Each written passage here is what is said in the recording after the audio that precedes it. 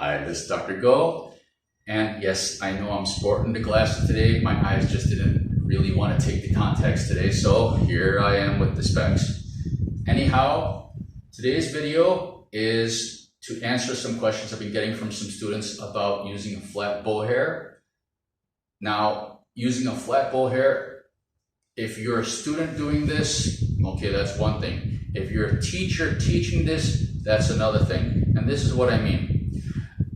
Simply put, because the violin is so small compared to a cello or a bass, when we get to the upper half of the bow, we can get away with a lot of, how should I say, inefficient things in our bow arm. For example, playing with an unsupported wrist at the tip. Now, I used to do that and I didn't realize it. And like I said, if you are an average-sized human being and you're playing a full-size violin because it's so small, you can get away with it. Where the danger comes is if you're teaching a young student who doesn't have that much physical power into a violin, and I know some teachers will force a larger instrument into the hands of a smaller student, that technically the instrument is a bit too big for the student. I've seen this happen, and if the student is doing this, they spend a lot of energy trying to make a sound and the tip.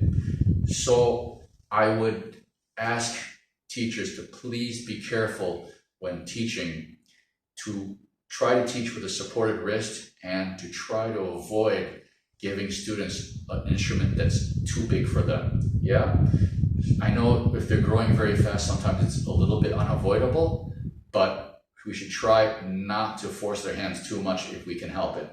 Now, as far as the unsupported wrist, like I said, I used to play like that, but three things changed me. Number one, I had a master class with a good violinist that pointed out that I was doing this, and I didn't realize it. So I started taking a look, and I was like, oh, I am doing that. And another thing that came about was, I remember I went and I injured myself. I was trying something on a punching bag, and I won't get into it now, but it was really, really stupid. And well, I injured my wrist, and every time I was moving my wrist, it would hurt. If I played my violin, it would hurt. So I had to wrap up my wrist in a supported position to be able to play. And lo and behold, while my hand was wrapped up, my wrist was wrapped up so I couldn't move, playing at the tip, my sound was giant with much less effort than I had ever done before. So that was an eye-opening thing. And the third thing that happened, I talked to a cello teacher, and I was asking him about what he was teaching his students. And he was trying to teach them that the wrist position and the frog and the tip were the same, so that they could carry on with good weight from their shoulder going to the string, always with the supported wrist. And that clicked in my head. It's the same thing on the violin. However, because the violin is so small, so many people can get away with bad habits.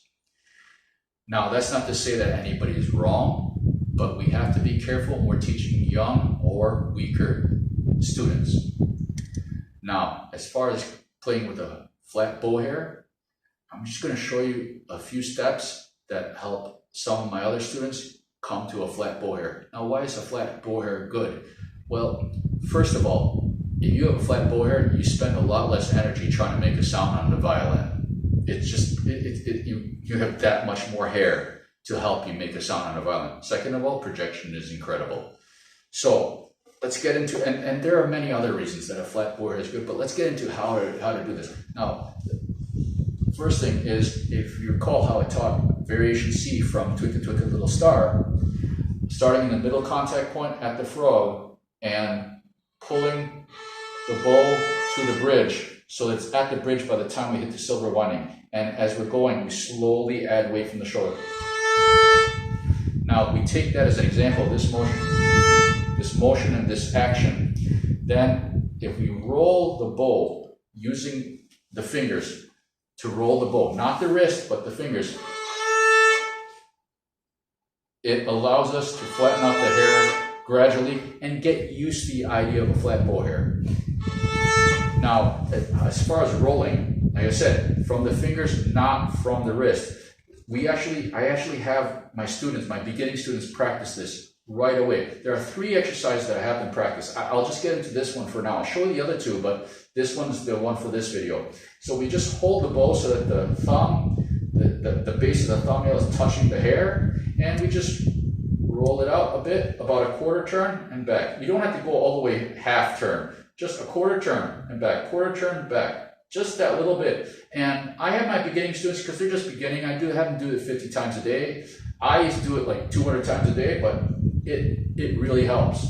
Okay? And now if you're doing this correctly, it will feel teamwork between the fingers. It's no one finger doing all the work. It's not the thumb by itself or anything like this. It's the pinky, the ring, the middle, and the thumb working in conjunction together. So literally my ring and middle finger feel like they are glued to the frog.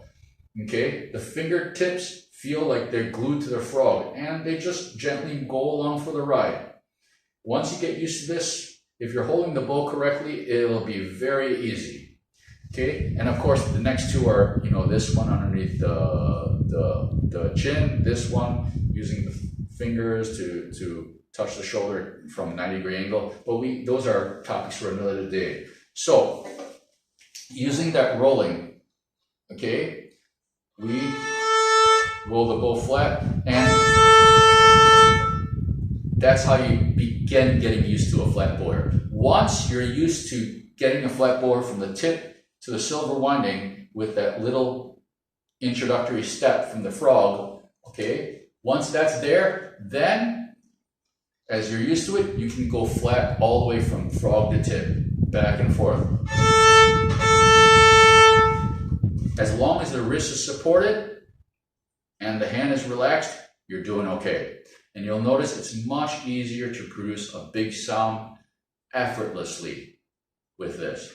So, like I said, step 1 is from variation C of Twinkle, Twinkle, Little Star, getting that C, adding the weight, flattening the bow hair with just rolling.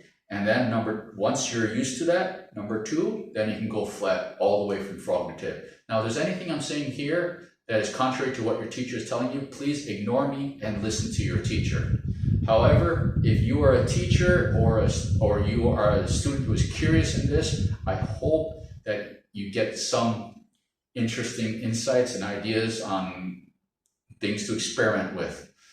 And I do have to say that when it comes to the bow, as I said in a previous video, if you just pull the bow along, the weight of the frog by itself, when you pass the upper half, will already flip the bow hair flat. As we go, even if we tilt the hair to ourselves, pull, you pass the middle, and you just relax your grip, the weight, see, it flattens out by itself. Do that again, you pass the middle, leave it alone, and it flattens out by itself. Okay, the weight of that frog will flatten out the hair by itself. So all we're doing when we roll is trying to get that flat hair earlier.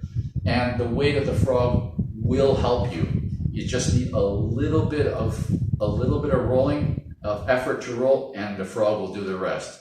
So again, we're going for it as effortless as possible. I hope you all got something useful out of this, and I wish you all the best on the journey, our journey on this wonderful instrument. Cheers.